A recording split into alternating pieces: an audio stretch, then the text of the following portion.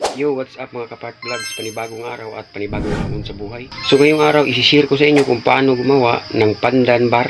So wag na natin itong patagalin, gawin na natin, tara.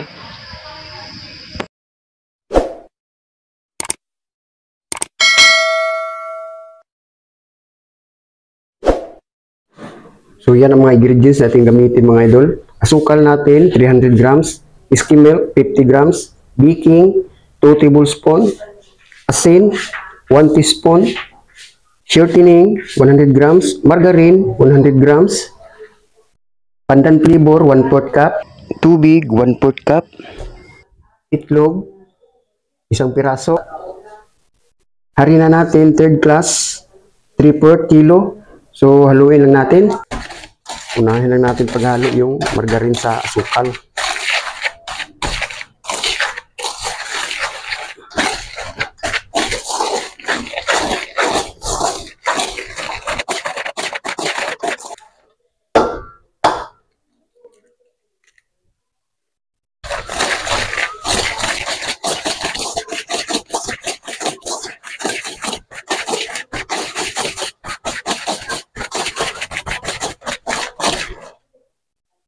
Lagay natin ang ating tubig.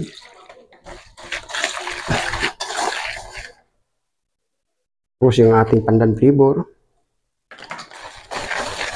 Ngayon, tunawin lang natin.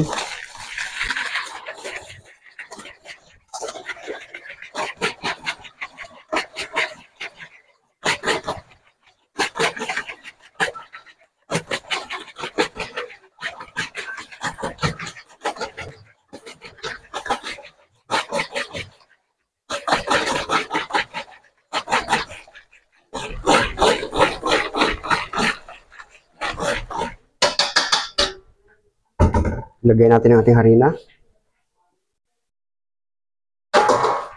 Tapos, masahin na natin, kamayin lang.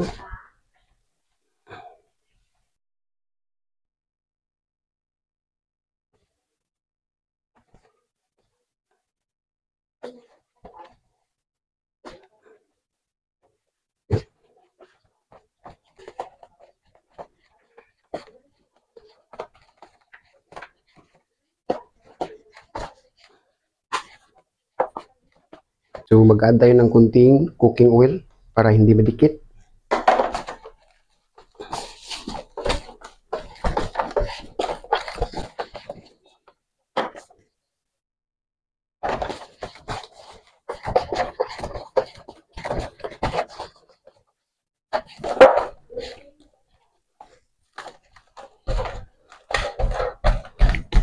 So, ayan mga idol, pwede na to. So, ngayon, ilagay natin ito sa ating molde. So, ito yung molde natin. So, ang sukat ng ating molde ay 12 by 16. So, banyahan natin ito ng shortening. Lagay natin dito. At gagamit tayo ng rolling pin.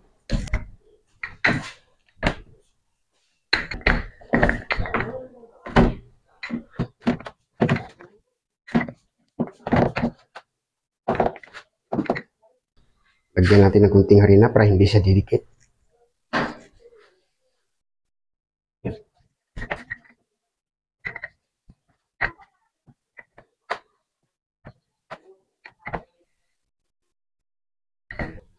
Ngayon, tusukin na natin ito ng tinidor.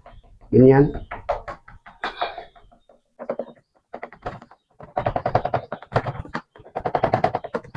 Ngayon, isalang lang natin to.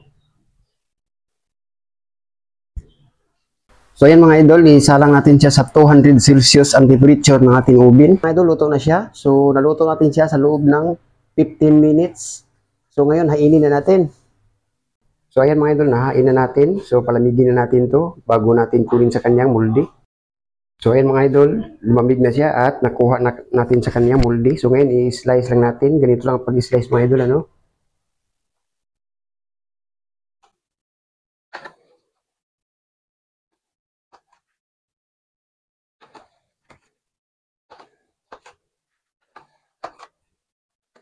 Yan. Tapos ito, tatlo.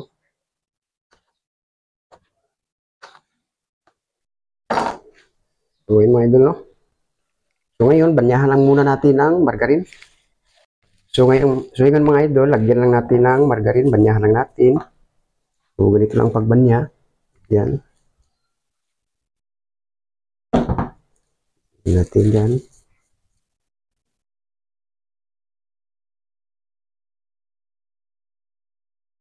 Yan.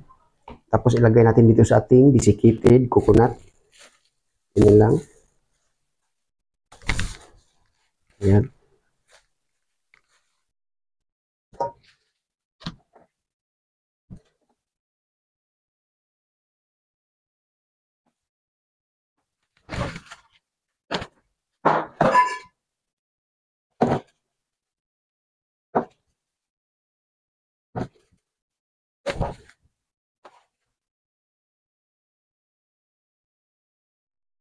Ayun mga idol. Tapos ganito lang mga idol, no?